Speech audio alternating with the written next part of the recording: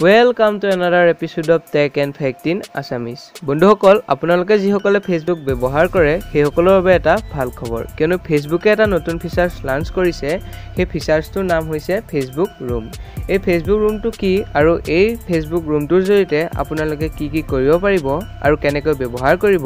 এই সকলো কথা এই ভিডিওটোৰ জৰিয়তে জনাই দিম এই সকলোখিনি জানিবলৈ ভিডিওটো অলপ স্কিপ নকৰাকৈ শেষলৈকৈ চাই থাকিব এতিয়া বলক ভিডিওটো ষ্টাৰ্ট কৰোঁ বন্ধুসকল আপোনালোকে যদি যেটো ফেসবুক ৰুম নতুন ফিচাৰ যদি আপোনালোকে পোৱা নাই তেতিয়া আপোনালোকে আপোনালোকৰ যেটো ফেসবুক ব্যৱহাৰ কৰি আছে হেতু আপডেট কৰি লব তেতিয়া আপোনালোকে ফেসবুক যেটো ৰুম অপচন হেতু আপোনালোকে পাই যাব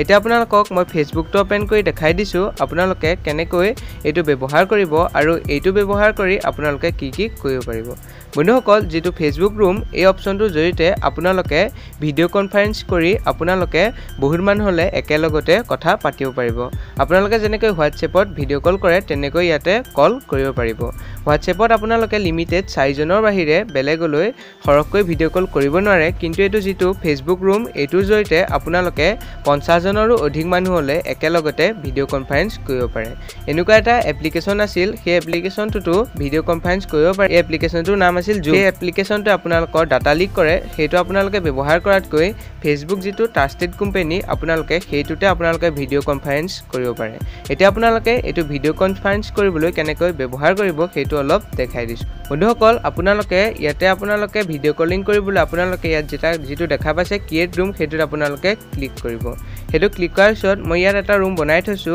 ইয়াতে মই দুজন মানুহ এড কৰি থৈছে আপোনালোকে ইয়াত তেনেকৈ এড কৰি লব ইয়াত আপোনালোকে হেতু ক্লিক কৰাৰ পিছত ইয়াত যেটো আপোনালোকে ওপৰত দেখা পাইছে ফ্ৰেন্ডছ হেতুত ক্লিক কৰিলে আপোনালোকৰ ফেসবুকত যিমান ফ্ৰেন্ডছ আছে সকলোখিনি ইয়াত এড হৈ যাব আৰু ইয়াত যেটো আপোনাৰ তলত দেখা পাইছে স্পেসিফিক পিপল হেতু ক্লিক কৰিলে আপোনালোকৰ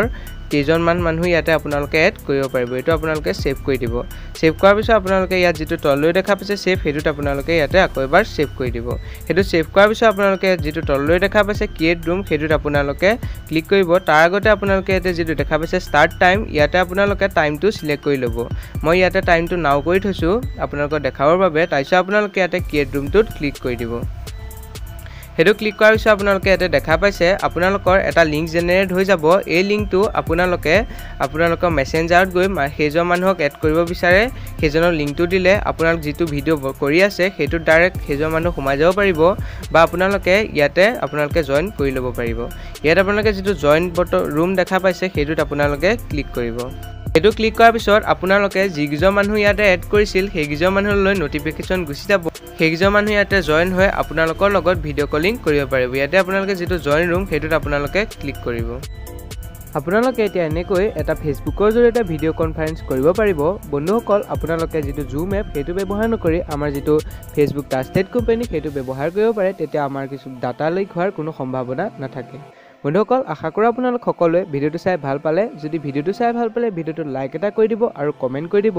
আৰু যিমান পাৰে সিমান মানুহলৈ এই ভিডিওটো শেয়াৰ কৰি দিব যাতে সকলোৱে এই কথাটো জানিব পাৰে আৰু যদি এই চেনেলটো প্ৰথমবাৰ আহিছে চেনেলটো সাবস্ক্ৰাইব কৰি থব যাতে এনেকুৱা ধৰণৰ টেকনলজি ৰিলেটেড ভিডিও পাই থাকে পুনৰ লগ পাম নতুন ভিডিওৰ সৈতে আজিলৈ বাই